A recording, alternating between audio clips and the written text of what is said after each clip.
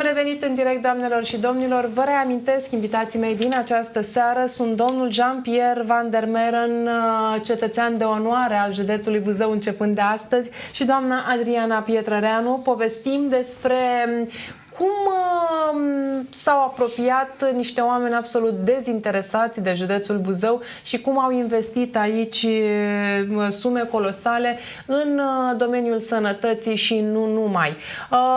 Am vorbit la începutul emisiunii despre începuturile colaborării și aș vrea să continui discuția cu două proiecte care sunt foarte aproape și de sufletul meu. Este vorba despre înființarea Asociației Crucea Alb-Galbenă și despre sprijinul pe care l-au oferit Fundației Sfântul Sava. Aș vrea însă să vorbim în primă fază despre înființarea Asociației Crucea Alb-Galbenă, Fundației Crucea Alb-Galbenă, o mare gură de oxigen și un mare sprijin adus, în primul rând, în primă fază, cetățenilor din municipiul Buzău, după care acum deja ne raportăm la întreg județul. Qu'est-ce que vous pouvez dire sur la Fondation La Croix Jean Blanche, qu'on considère comme une boule d'oxygène pour les plus démunis de la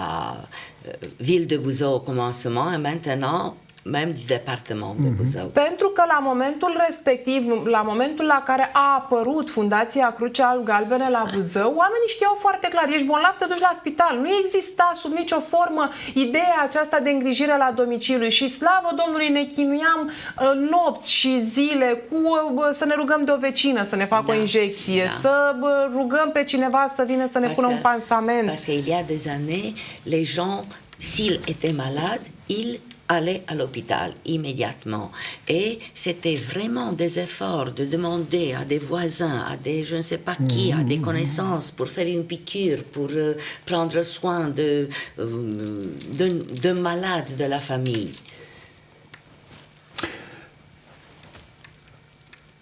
Une des choses de laquelle je suis énormément content, c'est l'existence de Crucea Alb-Galbenă à Buzău. Ici aussi, au début, ce n'était pas facile de convaincre les responsables de Buzău que c'était absolument nécessaire de construire une fondation comme Crucea Alb-Galbenă. Unul dintre lucrurile pentru care sunt, dintre proiectele pentru care sunt enorm, foarte încântat, este Crucea Alb-Galbenă. A fost foarte greu la început să conving responsabilii, autoritățile, că este un serviciu bun. Bien sûr, là, je connaissais très bien ce service à domicile parce que chez nous, ça existe déjà des dizaines d'années.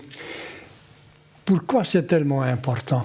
Pour des raisons que vous avez dit il y a 2 minutes, mais aussi c'est en réalité dans le secteur de la santé, ça coûte moins cher que les soins dans un hôpital.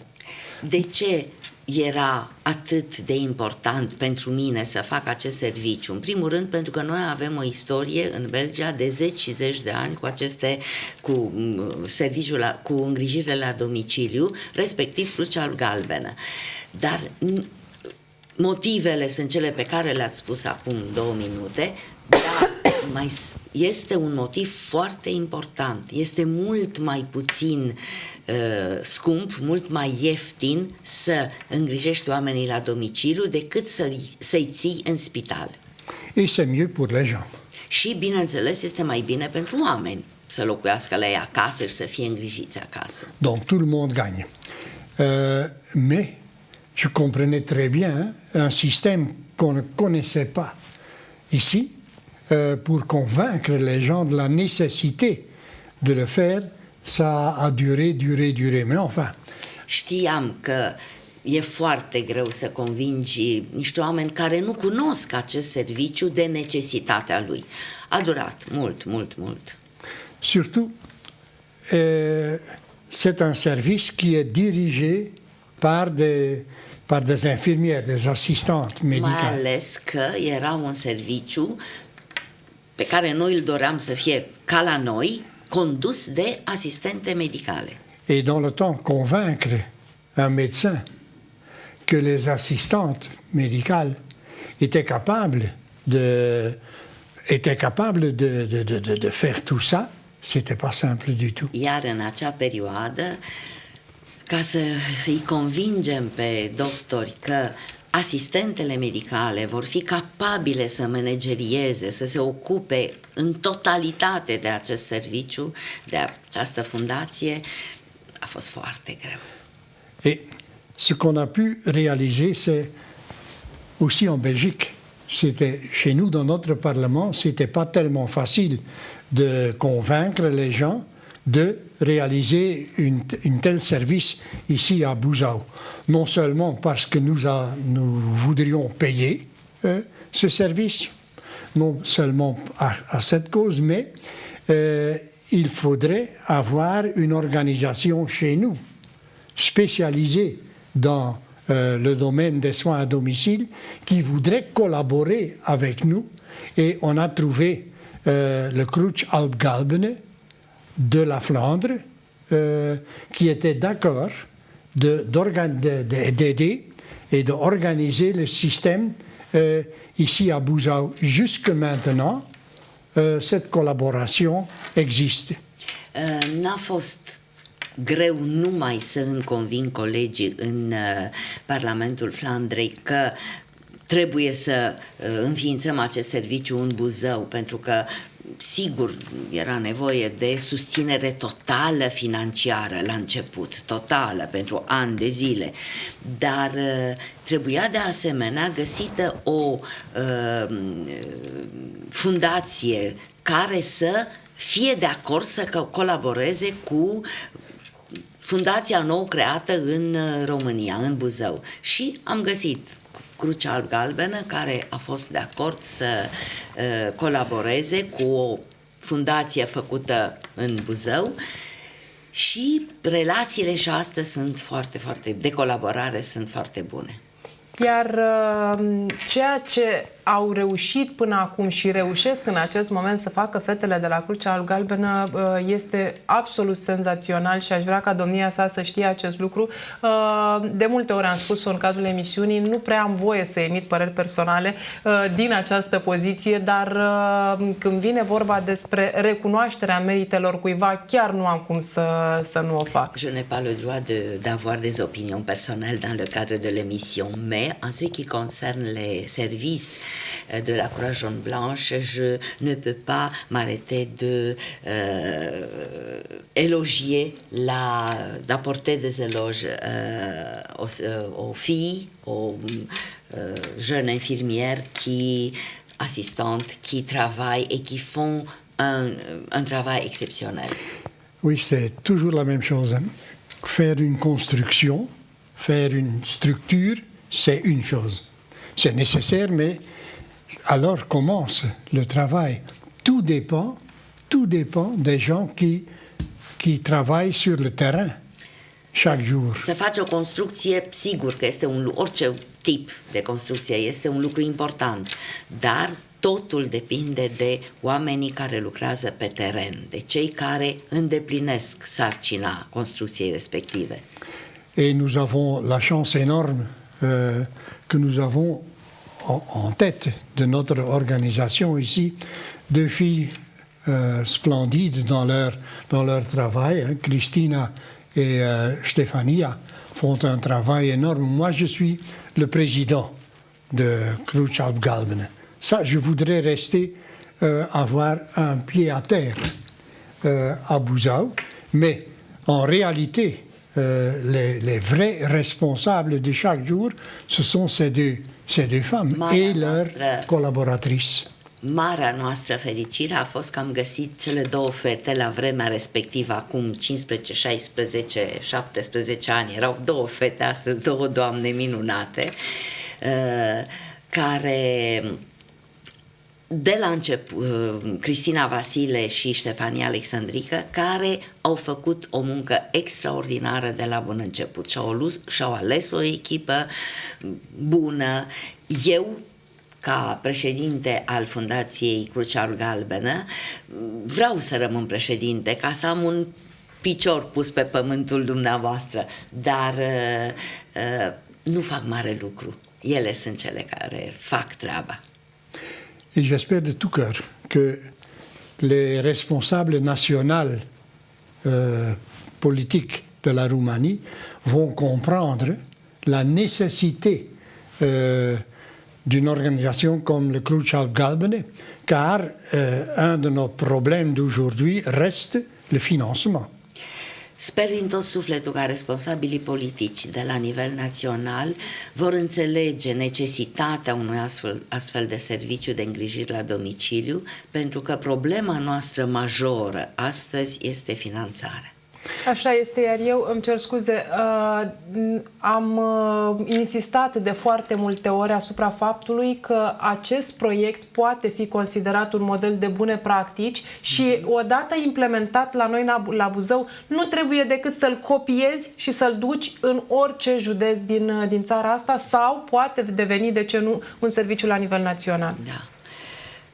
J'ai toujours insisté sur le fait que notre projet ici à Buzău, c'est comme un modèle de bonnes pratiques qui ont été faits, bien faits et qui peut être exporté au niveau national et implémenté dans d'autres départements de la Roumanie. Oui. Și pentru că mai avem foarte puțin timp la dispoziție, avertizam la începutul emisiunii că nu o să avem timp să abordăm toate aspectele pe care eu mi-aș fi dorit. Aș vrea să vorbim un pic și despre Fundația Sfântul Sava, despre Părintele Milea, despre felul în care v-ați implicat și acolo, pentru că și acolo s-au întâmplat lucruri absolut extraordinare. Le Pop Milea, mare este Dumnezeu. Qu'est-ce que vous avez fait pour le Pop Mila? Beaucoup de choses. Oui, on a commencé avec les volontaires. Oui, oui. Il y a des volontiers qui sont venus ici pour aider.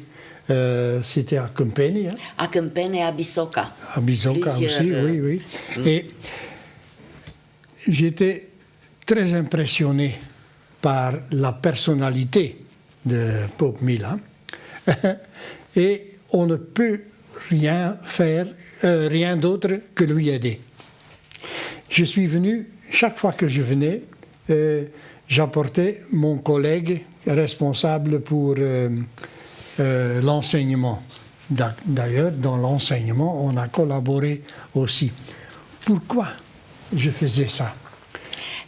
Am fost de la început impresionat de munca extraordinară pe care o face preotul Milea. Noi spunem Popa Milea, că așa, le pop, moi je suis le pop, și de atunci a rămas numele Popa Milea. Și într-adevăr am făcut proiecte, am ajutat, am trimis echipe de voluntari, câțiva ani la rând, care au făcut proiecte frumoase la Bisoca și la Câmpeni. În timp de ani de zile am venit cu colegul meu din Parlamentul Flandrei, Ivan Verlein, care era responsabil pentru învățământ. Et dans notre Parlement, dans le temps, on avait une coalition dans la majorité. Moi, je suis démocrate chrétien et mon collègue était socialiste. Mais on se comprenait très, très, très bien. Nous étions des amis. Et chaque fois que le pope, par exemple, dans notre Parlement, en toute Roumanie, il n'y a qu'un pope. Hein? On parle toujours le pope a demandé, le pope, il n'y en a qu'un. Întotdeauna când vorbeam în Parlamentul Flandrei spuneam Popa a cerut, Popa a adres, ca și cum am fi vorbit despre Papa, pentru că toată lumea știa, le Pop Milea este Popa.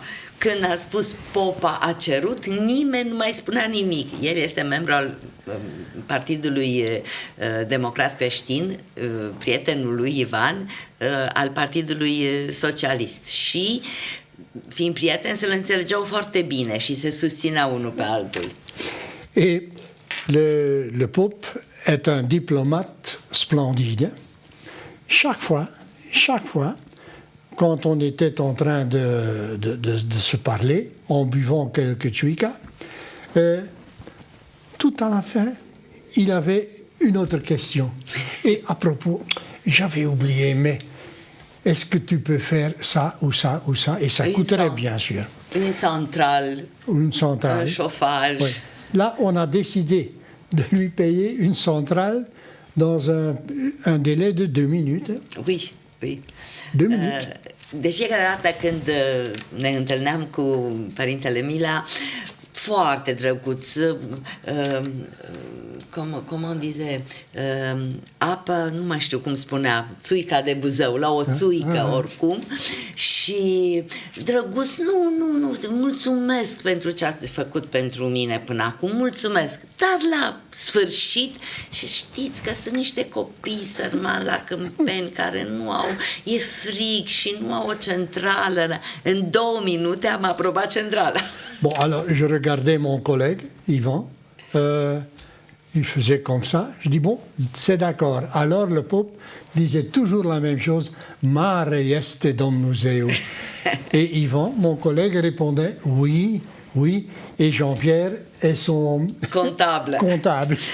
De fiecare dată, el se uita când părintele mai cerea ceva, se uita la Ivan făcea așa, da, și gata, se aprobă. Și atunci părintele spunea, mare este Dumnezeu, la care Ivan tot dă. Și Jean-Pierre, contabilul său. Deci vă ascult și v-aș asculta în continuare ore întregi.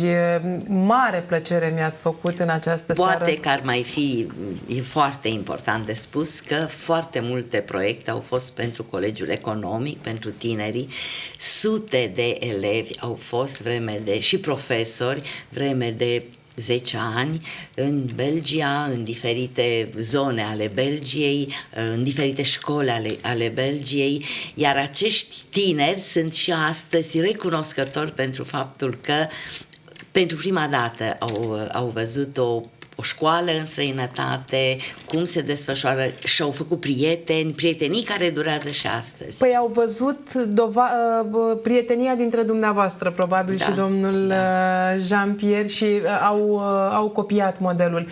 Ne-am bucurat în această seară de prezența domniei sale, dar pe dumneavoastră vă rog din suflet săptămâna viitoare să-mi onorați invitația și să veniți aici în studioul Campus TV să le povestim telespectatorilor noștri ce a însemnat această relație cu domnul Jean-Pierre pentru Colegiul Economic și să prezentăm telespectatorilor un alt model de bune practici, pentru că poate fi considerat așa. Beaucoup, je suis vraiment content de vous avoir invité et probablement que la semaine prochaine nous allons faire encore une petite présentation de ce que vous avez fait pour le Collège économique. Merci beaucoup. Și eu vă mulțumesc tare mult. Vă mulțumesc din suflet. Vă mulțumesc pentru, domnule Jean-Pierre, vă mulțumesc pentru ceea ce ați făcut pentru județul Buzău și pentru noi implicit și vă așteptăm de fiecare dată cu brațele deschise și cu cel mai mare drag. On vous attend de nouveau tous les fois que vous venez en Roumanie, alors vous êtes notre invité. Mulțumesc mult și la revedere! Mulțumim și noi tare mult! La revedere, doamnelor și domnilor! Punem punct aici emisiunii noastre. Ne revedem mâine seară. Toate cele bune, seară minunată!